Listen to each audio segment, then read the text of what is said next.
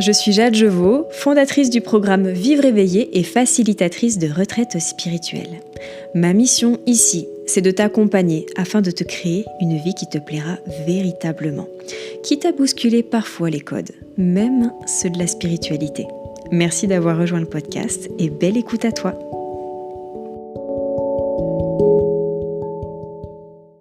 Bonjour, bienvenue. Aujourd'hui, je vais te parler d'un incontournable pour réussir ces manifestations. Moi, je crois que c'est le truc sur lequel je me suis le plus cassé les dents. Et c'est quelque chose que j'observe très souvent. Et c'est pas évident de passer au-dessus de ça. Et je pense que le plus tôt on s'y met, le mieux c'est. Sans attendre, il s'agit à la fois tout simplement, disons que c'est facile à dire, de ne pas manifester depuis l'espace du manque. Je vais t'expliquer un peu ce que j'entends par là. Et puis on va dérouler un petit peu pour commencer à désamorcer ça. Lorsque je parle de manifester depuis l'espace du manque, on pourrait aussi dire que c'est depuis le mode survie. En gros, si j'ai pas ça, c'est grave. Et ça n'est pas que pour le moment vraiment où je décide de la manifestation, c'est vraiment tout au long du processus. Parce qu'il y a le fait de se mettre en chemin pour pouvoir manifester peut créer du manque à tous les carrefours. Et donc, ça va être notre job, ça va être d'arriver à se ramener à un endroit qui est neutre ou carrément joyeux, dans l'amour, dans l'abondance en fait, dans l'opposé du manque. Le fait de manifester peut très facilement nous mettre dans une course à l'insatisfaction. Parce qu'à partir du moment où on se dit tiens, j'aimerais bien ça, que je n'ai pas encore, et dans le j'aimerais, ça peut vraiment être autant matériel qu'immatériel, notre cerveau archaïque, ni une ni deux, il se dit attends, si j'aimerais ça, c'est que je ne l'ai pas, donc je manque de ça. Et là, en une seconde, on est passé d'un truc joyeux, stimulant, à la sensation de manque.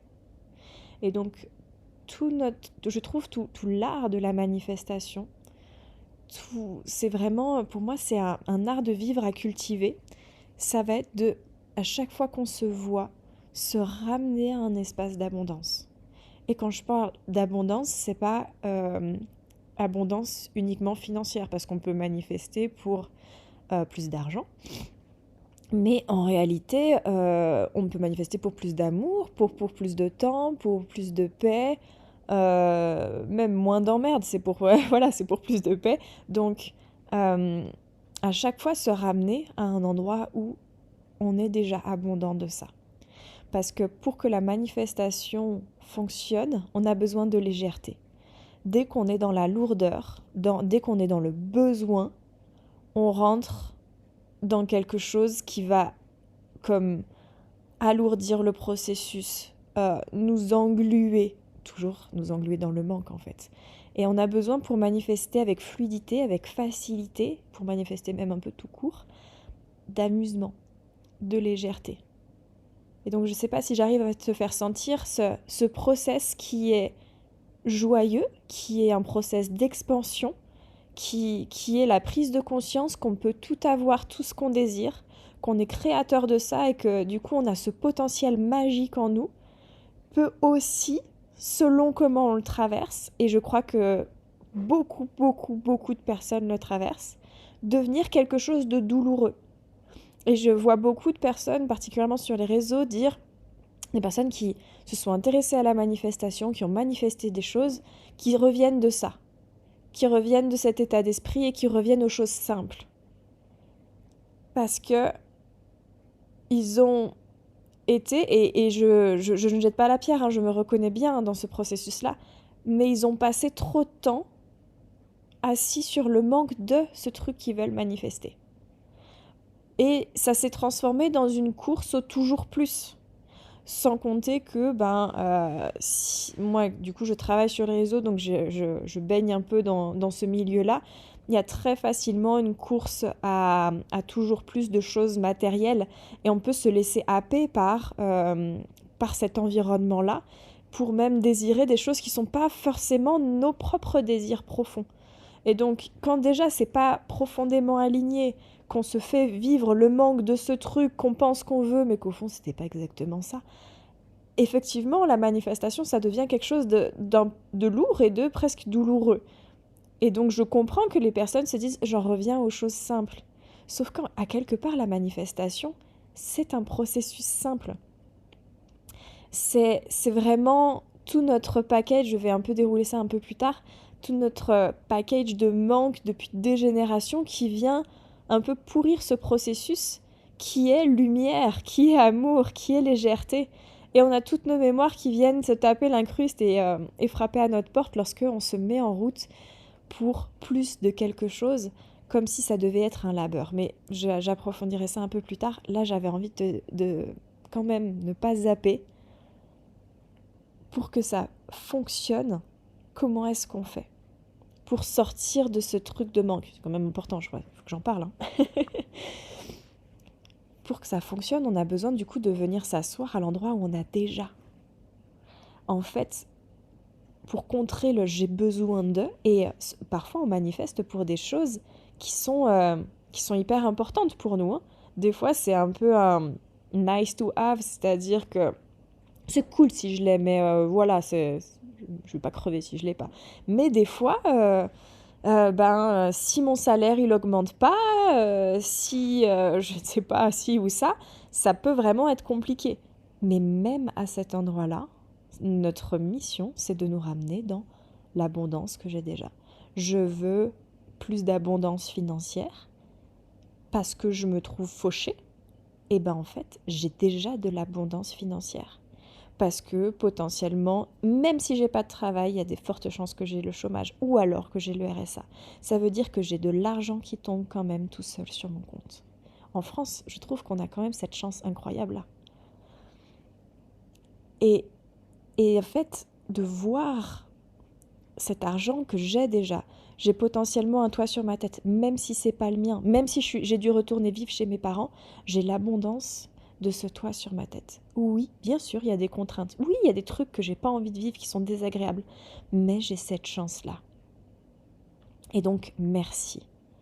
Et ça, cet endroit où je vois ce que j'ai déjà, même dans une situation pourrie, et encore plus facile si la situation n'est pas pourrie, merci. Un merci, mais vraiment sincère, hein, pas juste merci, c'est vrai que j'ai un toit sur ma tête alors que certains vivent sur un carton dans la rue et qu'il n'y a aucun ressenti à l'intérieur. Ça marchera pas. Hein, parce que la manifestation, ça fonctionne vraiment à partir de ce qu'on émet intérieurement, de ce qu'on vibre. Donc, on ne peut pas tricher avec nous-mêmes. Donc, un merci sincère et régulier. Moi, j'ai un rappel sur mon téléphone. Tous les jours, j'ai une gratitude sincère. Donc, il n'y a aucun jour où c'est la même.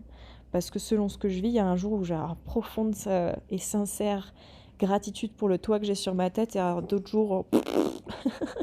Par contre, ce jour-là, je pourrais avoir beaucoup de gratitude parce qu'il a fait beau. Je peux avoir beaucoup de gratitude parce qu'avec ma fille, on a fait un bouquet de fleurs. Ça dépend ce sur quoi mon cœur va vibrer. Et donc, quoi que je demande, j'ai forcément... quelque chose à amplifier dans exactement ce que je demande. C'est-à-dire que je voudrais peut-être plus de succès. Moi, j'accompagne les personnes, entre autres, dans leur reconversion professionnelle. Et lorsqu'on démarre quelque chose, particulièrement quand nous créons notre propre métier, notre propre entreprise, on a souvent besoin d'un minimum de succès. Par là, j'entends d'être connu pour avoir des clients, pour que le truc tourne. Mais en fait, on a déjà du succès, ou on a déjà eu du succès. Quels ont été nos grands succès ? Et où est-ce que j'ai déjà du succès dans ma vie ? Il y a forcément des endroits où je pourrais étiqueter ce mot succès, qui peut-être te paraîtra peut-être un peu fort, mais où les compétences que je mets au service dans ce nouveau métier, en fait, je les ai déjà. Et il y a déjà des gens qui les voient. J'ai peut-être des potes qui viennent me demander conseil. J'ai peut-être reçu des compliments. Mais tout ça, je le vois. Et merci. Si l'autre point sur lequel j'accompagne, c'est se créer une relation amoureuse, celle auquel notre cœur aspire. Et en général, ce qu'on va manifester à cet endroit-là, c'est plus d'amour. Mais j'ai déjà de l'amour. J'ai déjà de l'amour de mon chat, de Même mes parents, même tout maladroits et pourris ont-ils été, ils ont essayé d'aimer. Et j'ai déjà eu de l'amour de ça. J'ai déjà eu de l'amour de tout un tas de personnes. Un compliment dans la journée, un sourire. Même à des moments, le soleil sur ma peau, c'est de l'amour. C'est un peu Dieu qui fait du bien, tu vois. Et donc, gratitude aussi pour ça, pour tout cet amour que j'ai déjà. Et l'amour, c'est impossible d'en manquer parce que tu as un cœur. Et donc, à minima, tu as de l'amour pour toi-même. Même si justement, tu as envie de te dire que, bah non, toi, tu t'aimes pas. Bah, ça, c'est dans tes mains. Tu peux le changer et il y a probablement un endroit où tu peux arriver à t'aimer. Pourquoi ça ? Parce que tout ce que je vois, je l'amplifie. Tout ce sur quoi je mets mon focus grandit. Donc si je mets un focus sur quelque chose qui me terrifie, j'augmente aussi ses chances d'arriver au passage. Mais ça marche pour le positif, fort heureusement. Et du coup, tout ce que je mets de l'attention à nourrir grandit. Donc si tu mets du focus sur avoir plus d'argent, tu risques fort de finir par avoir plus d'argent. Tu mets du focus sur le fait d'avoir plus d'amour, tu risques fort de ressentir plus d'amour, etc., etc. Et en Inde, il y a une déesse qui s'appelle Lakshmi, qui est très belle. Et c'est la déesse de l'abondance. Et elle donne particulièrement à ceux qui ont de la gratitude. Et il y a une logique à ça, c'est que pourquoi donner à quelqu'un qui ne saurait pas voir qu'il a reçu ? Ça serait peine perdue, tu vois, ça servirait à rien. Voire peut-être même, elle leur donne et ils ne voient pas. Et du coup, il y a cette notion à travers de cette déesse-là de développer son muscle à la gratitude, sa compétence à la gratitude, donc à voir et à être heureux de ce qui est là. Et attention quand je dis ça, ne pas le mélanger ou le confondre avec le fait de satisfais-toi de ce que tu as. Oui, satisfais-toi de ce que tu as. Ça ne veut par contre pas dire ne demande pas plus. Ça c'est très présent chez nous. Ça, je pense que ça doit venir de la religion catholique. Ce truc de demander plus, ça serait capricieux. C'est pas parce qu'on voit ce qu'on a déjà que c'est impossible d'avoir plus. Et que ça serait pas bien, que ça serait pas correct. Petite bise à toutes nos mémoires de manque et de fidélité à la pauvreté. Ça, c'est un vrai soin d'arriver à sortir de là. Mais c'est pas exactement le sujet d'aujourd'hui. C'est pas là où je voulais vous amener. Donc, quand je veux 2 et que je reçois 1, donc quand je veux un truc et que je reçois, mettons que ce soit quantifiable, la moitié de ce truc, on a 2 choix. On peut vibrer le manque ou l'abondance, voir le verre à moitié vide ou à moitié plein. Je peux être heureuse du 1 que j'ai reçu, de cette partie, de ce bout que j'ai déjà reçu, ou je peux être frustrée de ne pas avoir reçu tout ce que j'ai demandé. Et ça, c'est vraiment un point charnière crucial dans la manifestation. Et c'est cet endroit-là où, où je me casse régulièrement les dents. Mais bon, lorsqu'on sait, ça passe beaucoup plus vite. Où c'est très facile d'être frustré de ne pas avoir tout eu. Mais c'est comme si l'univers, il venait nous reposer une question à cet endroit-là. Bah tiens, je te donne un échantillon. T'es content ou pas ? Ah bah t'es pas content ? Oh bah non, moi je suis à ton service. Enfin, l'univers, je ne pense pas qu'il résonne comme ça, mais pour personnifier, pour un peu faire comprendre ce qui se passe énergétiquement. Bah, tu ne veux pas ça, t'es en train de vibrer le mécontentement, le manque. Ah bah non, bah alors, faisons autre chose, tu vois. Plus concrètement, plus énergétiquement, c'est plutôt que l'univers, la vie répond constamment à notre vibration. Donc, si j'ai reçu la moitié, je vibre le manque, je reçois le manque. Si j'ai reçu la moitié, je vibre l'abondance, je reçois l'abondance. Et pour moi, je le vois un peu comme, je te disais, c'est un moment où on me pose une question pour pouvoir aller plus loin ou pas. Et c'est à cet endroit-là où pour moi, il y a beaucoup de soins à poser pour nous sortir de tout cet héritage de manque. C'est là où on refait un point sur nos croyances par rapport à notre capacité à recevoir, sur comment fonctionne la vie, de quoi elle est faite. Est-ce que j'ai le droit d'avoir plus d'amour ? Est-ce que j'ai le droit d'avoir plus d'argent ? Est-ce que je suis légitime là-dedans ? Est-ce que je suis digne ? Je trouve qu'à cet endroit, ce moment de pause, pendant la manifestation, parce que ce qui se passe, c'est qu'en général, on se dit « Ah bah ça y est, c'est fini, je l'ai eu », alors que non, c'est que le mi-chemin. Eh bien, on recommence un peu comme depuis le début.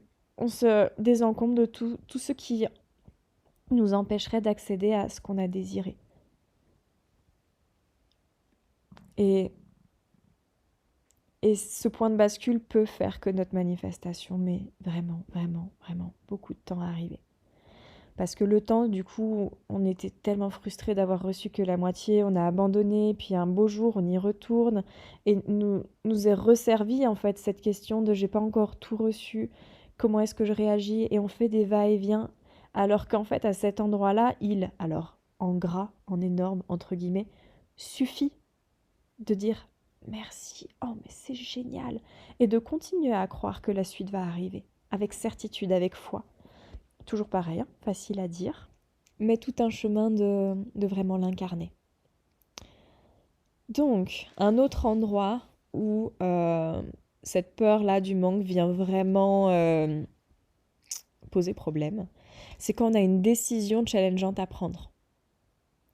Souvent, ça fait partie du processus de la manifestation. Il y a des challenges parce que si j'avais aucun challenge, en fait, je le ferais déjà. Et donc, je l'aurais déjà, je l'incarnerais déjà. Et donc, quand j'ai une décision challengeante à prendre, d'où est-ce que je me pose ? Où est-ce que je m'assois pour prendre cette décision ? De la peur du manque ou de l'abondance ? Concrètement, ça donne, est-ce que je vois ce que je pourrais perdre en prenant cette décision ? Chose que, ça c'est automatique, j'ai aucun doute que tu y arrives très bien, nous y arrivons tous très très bien. Ou alors, est-ce que je vois tout ce que je vais pouvoir gagner ? Ça, c'est se mettre depuis l'espace de l'abondance. Et combien de fois j'observe en tant que thérapeute mes clientes me parler en détail de absolument tout ce qu'elles risquent. Je pourrais perdre du temps, je pourrais être déçue, je pourrais perdre de l'argent, ça va me coûter cher. Qu'est-ce que les gens pourraient dire de moi si je n'y arrivais pas, ta. Par contre, c'est très rare, c'est plutôt mon job du coup, de leur faire considérer, mais oui, mais attends, si tu as envie de ça, c'est pour une raison quand même, on ne l'oublie pas. Et donc, qu'est-ce que tu pourrais gagner ? Bah, c'est vrai que j'ai une petite chance quand même, souvent qui est plutôt assez grande, ça dépend dans quoi tu t'engages, si c'est une formation sur plus d'abondance, d'avoir plus d'argent. Elle est faite pour ça. Il y a quand même un moment où, voilà, il faut être logique. Lorsque je saute le pas pour demander à quelqu'un que j'ai dans mon viseur si il veut bien qu'on aille boire un verre ensemble, oui, je risque un non, mais je risque un oui aussi. Et donc, pensez à ce que je vais gagner. Et même lorsque je me mets à cet endroit mais en fait, pourquoi je veux faire ça ? Parce que je risque très fortement de gagner ça. C'est comme si ça annulait les pertes. Parce que oui, il y a un risque d'échec. Mais a priori, il y a aussi un risque de réussite. Et même, petite parenthèse, les personnes que tu vois qui ont des vies extraordinaires, qui réussissent de belles choses, elles ont rarement réussi du premier coup. D'ailleurs, j'en connais pas. J'aime bien lire un peu des autobiographies comme ça de personnes qui ont réussi dans la vie. Elles se sont pris des sacrés vôtres. Parce qu'elles ont musclé leur capacité à voir ce qu'elles risquaient de gagner et que même si ce pourcentage était mince, elles y allaient. Du coup, c'est un coup de poker. Mais au plus on fait des coups de poker gros, au plus on a une chance, certes d'échec, mais aussi de réussite rapide, de réussite explosante. Et donc, une fois qu'on comprend qu'en fait, on ne court rien de grave, qu'au pire, il y aura une déception et en fait, complètement en capacité de la surmonter, au plus tu te lances et donc au plus tu réussis aussi des choses extraordinaires. Voilà, je ferme la parenthèse. Donc, cette explication sur le processus de ne plus se placer dans le manque, pourquoi je parle de ça ? Parce que, je te l'ai déjà un peu glissé, notre vibration, donc notre réalité, ce qu'on appelle être vrai en fait pour nous, c'est ce que je vibre. Et je crée dans ma réalité à partir de ce que je vibre. Donc à partir de tout ce package, Bon, bah, je pense que ça, c'est vrai. En gros, je pense que là, je cours un risque. J'ai les émotions qui viennent s'associer, j'ai le stress qui monte. Et donc, je vibre ça. Et donc, je crée à partir de cet endroit-là. Si je suis en train de me dire, bah, j'ai des fortes chances de réussite, j'ai les émotions qui vont avec, je vibre ce potentiel de réussite, je crée à partir de cet espace-là. Et en créant à partir de n'importe quel espace, on reçoit à partir de ce qu'on vibre. Donc, en fait, on a tendance à croire qu'il y a un objectif et ça, c'est parce qu'on est une société tellement dans le mental avec des stats et tout. Je crois que les Français, on est les pires du pire en Occident avec ça. On a évalué nos potentiels de chances de réussite. Et on pense que pour un même objet, un même désir, il y a pour tout le monde et pour nous surtout déjà, tant de chances de réussite. On ne voit pas que l'état d'esprit, l'état vibratoire dans lequel on se positionne pour y arriver, change complètement toutes ces maths, toutes ces stats. Que si tu te dédoubles et que tu te demandes, et tu te dis je vais y arriver et que l'autre, toi, se dit je ne vais pas y arriver, les deux n'ont absolument pas le même niveau de chance d'y arriver. En fait, pour pouvoir manifester, on a besoin de retrouver notre âme d'enfant, celle qui s'émerveille. Waouh, ça serait super. Oh, t'imagines? Moi, il y a une phrase qui me drive beaucoup en manifestation, c'est pourquoi pas. Quand mon cerveau commence à faire et je me dis pourquoi pas, après tout. Et le deuxième truc pour l'âme d'enfant, c'est aussi wow, regarde ce que j'ai déjà reçu, c'est dingue, j'ai demandé et regarde, j'avais pas avant et j'ai déjà ça. Waouh! Plutôt que de se dire mais j'avais demandé ça d'après le protocole machin truc, j'ai tout fait comme il faut et j'ai pas encore reçu, c'est un scandale. Très français aussi de râler. Ça doit pas nous servir dans le processus de manifestation. Donc, le souci, je voulais du coup creuser ça un peu plus profondément, le souci avec tout ce fait de ne pas avoir cette âme d'enfant, de vibrer le manque, c'est que on est quand même sacrément englué dans le manque. On a toutes ces mémoires de vie antérieure, de lignée, où les personnes ont manqué. La vie était vraiment dure par le passé. Et ça, c'est engrammé quand même en nous. On a eu du coup notre éducation. On a aussi toute la société avec tous les films, les infos et tout ça. Et je constate que c'est difficile de s'élever au-dessus de cette glu. C'est pour ça que je te disais, je me suis beaucoup cassé les dents et que je te sous-entends que ça m'arrive encore parce que, ok, maintenant j'ai fait plusieurs fois le process. Je le connais, je l'ai vu, je sais comment ça fait dans mon corps. Et donc, j'arrive à me ramener à un endroit d'abondance. Mais je vois aussi comme c'est tellement facile de se refaire happer par le manque. Parce que, comme tout le monde, ma lignée, mes vies antérieures, ça a crevé la dalle à un moment. Parce que ça n'a pas pu dormir sous un toit, parce que potentiellement c'est mort de froid, parce que tout ça. Et ça, c'est encore tellement réel à l'intérieur de mon corps. Surtout, voilà, je suis quelqu'un qui est très... je suis médium, du coup, moi j'ai facilement les images qui arrivent, des dossiers, tu vois. Et même sans cette finesse-là, que ça soit conscient ou pas, c'est très présent.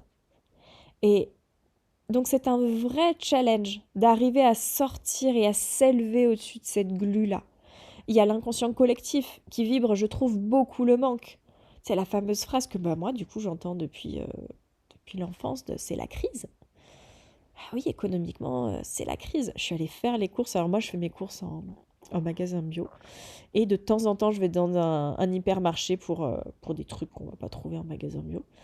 Et ça me fait mal quand j'entends tout ce que disent les gens, là, quand je vois aussi la façon dont ils vont remplir leur caddie.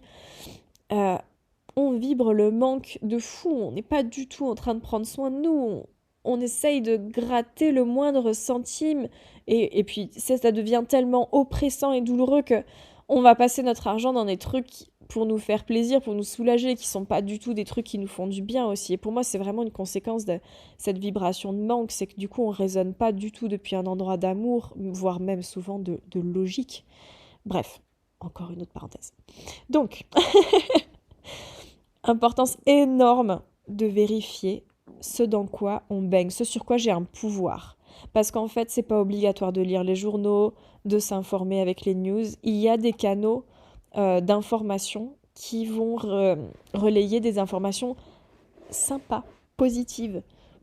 On n'est pas obligé de se tenir informé de tous les drames du monde. D'ailleurs, pour avoir passé 20 ans, peut-être même on pourrait dire toute ma vie, sans être branché sur les news, ça ne m'a jamais manqué. Hein. Et j'ai toujours été au courant. Hein. Je savais qu'il y avait la pandémie du Covid. Hein. Donc, tout ça pour dire, c'est pas... Enfin, à chacun de faire son choix. Hein.